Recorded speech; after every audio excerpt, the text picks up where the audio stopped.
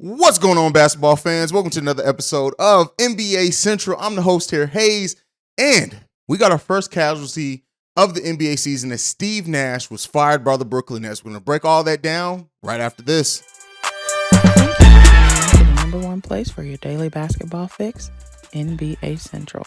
Hosted by the one and only CEO Haize. So, the Brooklyn Nets, after getting their second win and securing their second win of the season last night, heading to face my Chicago Bulls tonight, they have fired their head coach, Steve Nash. And this was not a move that was unexpected. I was actually putting an episode together on coaches that were on, NBA coaches that were probably on the hot seat, and Steve Nash was at the top of that list. Matter of fact, me and my co-host over on Locked On Bulls have been talking about expecting Steve Nash to be fired for quite a while. Steve Nash, who coming into this being a head coach, I thought was going to excel as a head coach. I thought everything, when you look at the way Steve Nash plays the game, being a point guard, the coaches that he was behind and played for, I thought that Steve Nash was going to come in and do a very good job at being a head coach. Now, some coaches fell at the first stint of being head coach. Doesn't mean he's not going to be a quality head coach going forward, but the Brooklyn Nets have started off this season terribly. Their defense is at the bottom of the league. The offense is kind of middle of the pack. While they have two superstars there that we don't know what direction this franchise is going to head into, the Nets owner fought against the player empowerment movement in a way when Kevin Durant basically said it's the front office and the coaching staff or it's me. And they looked Kevin Durant in the face and basically said, yeah, no, we keeping everyone. And so, you know, they now go ahead and fire Steve Nash. This is a move that Kevin Durant wanted. He's under contract for a while. We'll see what happens with Kyrie Irving. And basically what this meant is that, you know, the things and the issues that Kevin Durant had with Steve Nash all were proven to be true in a way. Now, we don't know if the players just did not want to play for this coach in Steve Nash, which we've seen happen in other situations before.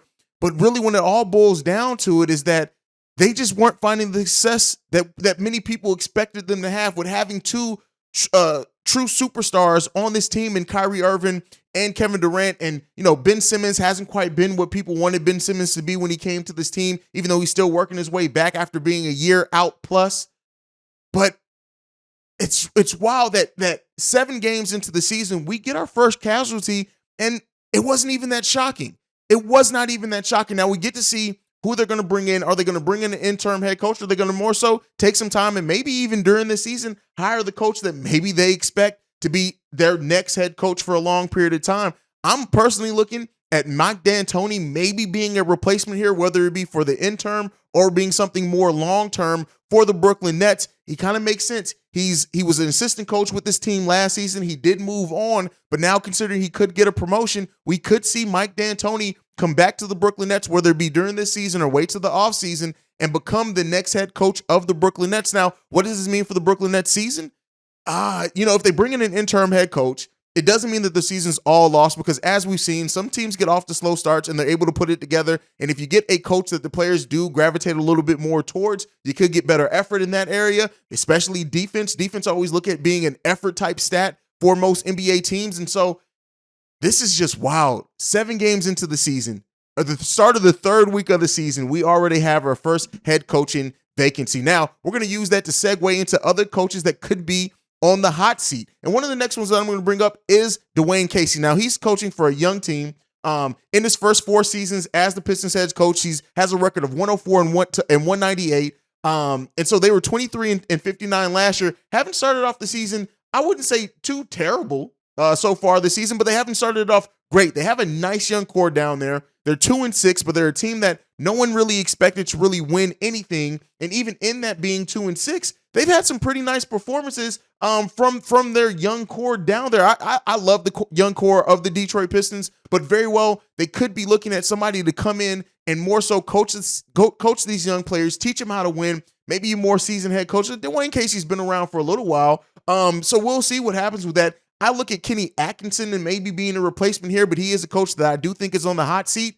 Next coach that I have up that could be the next casualty is Tom Thibodeau and the coach of the New York Knicks. And the reason why I have this is that I'm a Chicago Bulls fan, as most of you guys know. I followed the Chicago Bulls my whole life. I never switch, no matter how bad or good they are. And while they've started off the season 3-3, and they look pretty promising, I would say this: the play of the New York Knicks on the floor You're starting to see some improvement there, and I would not be surprised as they really figure it out. They have a new point guard down there that maybe they play a little bit better. But we know with Coach Tom Thibodeau, he's a coach that he really does have a certain shelf life with a team. At that point, it kind of burns out. People kind of move on, and you kind of got to do what you got to do when it comes to Tom Thibodeau. He's going to ride your players hard, things like that. But he kind of burns out after a while with that. He has an all-time record as a head coach of 430 to 322. And so that's him entering the season. Of course, not all of that is for the New York Knicks, but this is a team that after making a big-time free agent acquisition,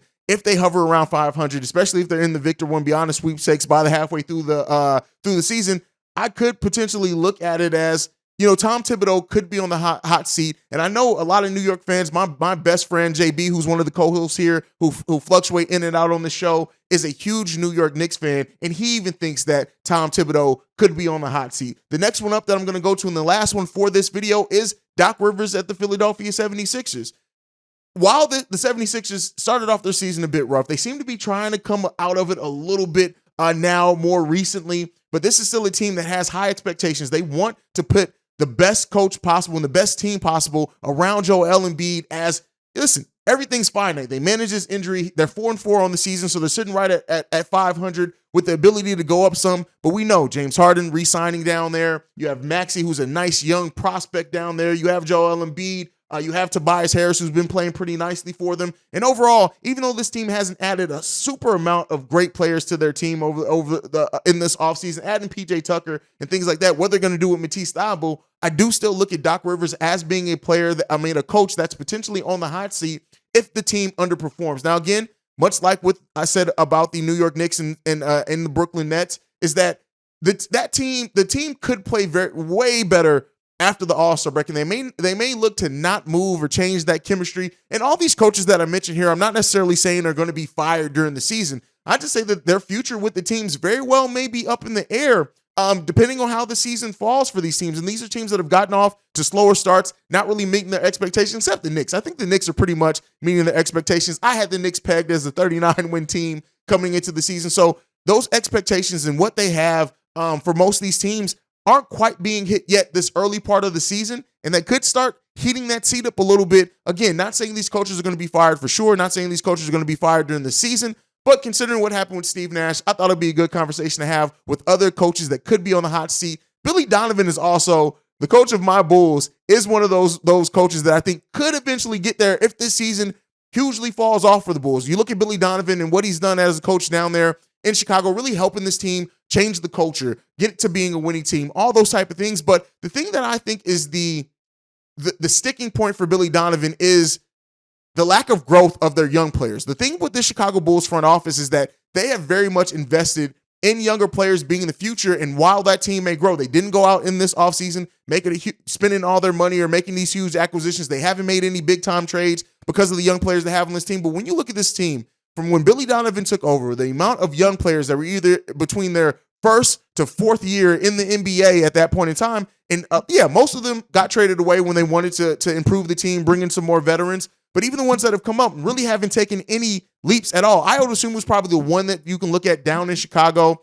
that's really taken a step up in this game so far this early in this season from his rookie season. But I don't really lay that at Billy Donovan. Ayo Dosunmu was a player that came in playing a handful of years in college, being an older rookie, and he's just really polishing off that game as the game comes to him. But when you look at some of the promising players that the Bulls had or have on this roster, Patrick Williams has actually regressed. And I'm not blaming all that on Billy Donovan, but he hasn't developed at all, right? He's regressed. Defensively, he's regressed. And offensively, it's definitely gotten worse, if not been the same. And he's not a player that has grown to the lengths that the Chicago Bulls front office wanted. You look at Marko Simonovic, not even to make the floor in Chicago as well. Dalen Terry, who showed a lot of promise in Summer League and the preseason, but in the one game that he checked in the first quarter, he looked completely timid and out of place and not ready. I already said Marko Simonovic.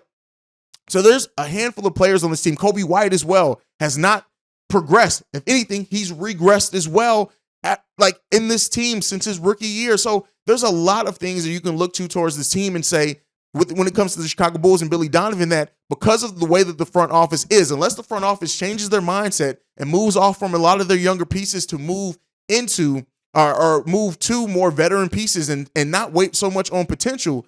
Potential is always going to be a big part of what this front office is looking for this team to really hit the ceiling that they see. And we're not seeing those players really develop in those ways. So Billy Donovan, while I don't have him as a coach on the hot seat per se right now. He has 1 year left on his contract. I see that he's probably going to get it that year to finish that out because, again, Bulls, cheap franchise. I don't see them paying Billy Donovan to go away and then paying another head coach. So, but either way with that, he could potentially move into that hot seat position depending on how the Bulls season goes. And we know right now the Bulls, they haven't gotten the wins that we've wanted. They've shown they have like one of the worst fourth quarter offenses in the NBA. So again, they've dealt with injuries, things like that. So I don't want to pull the emergency plug too much on that, but it is something that to watch out for. But let me know down below any coaches that you think could be on the hot seat. What do you think about the firing of Steve Nash or the agreeing to part ways as they worded it in the release? Let me know what you guys think on all that down below. You can follow me personally at CEO Haize, at CEO Haize. Thank you for tuning in. Peace, y'all. This has been a presentation of the Breaks Media.